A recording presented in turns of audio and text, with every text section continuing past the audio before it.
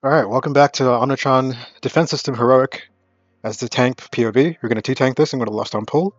The boss has four ads or four bosses that can be, two of which can be up at any time. As a tank, you want to pull Toxitron to the side. The reason is that he casts something called Poison Protocol, which is ads. When the ads spawn, they can fixate the tank and they pretty much one-shot you. I think they definitely one-shot you. And they can one-shot melee too. So as soon as he casts Poison Protocol, we want to have the melee and the tank sort of get out of there and make sure the ads aren't on you. So I'm playing it kind of risky here, but I'm just watching to see where the ads are spawning and pivoting. And you can see I got fixated, so I'm going to move the boss away and kite. He spawns a poison cloud that does more damage if you stand in it, and the boss takes more damage too. Nefarian also does a chain pull ability into it, so you just want to run back out. Try to keep the boss in it to do more damage. All the bosses cast a shield, and as soon as the shield's up, you want to stop damage on it to play it safe. You can see that spawning right now. All the bosses also continue to spawn their abilities until they depower. So now the second boss is up, it's just Canotron, and then he spawns a puddle or pool, which you can see in front of me right now. If you stand in it, sort of like Iron Council and Ulduar, you do more damage. However, if Nefarian empowers that and explodes that, which can happen. Our Canotron also has a cast that needs to be interrupted every time, even when the shield's up. So you can just interrupt and head escape.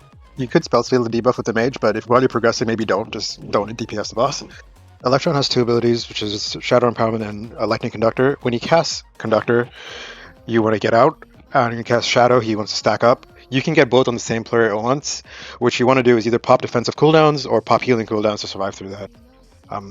Magmatron does a pulse wide AoE that cannot be avoided. He also does a fixate fire flamethrower ability, which he sort of fixates the target. This can happen on the tank too, so if that happens on you, you want to call out for the rest of your raid to move out.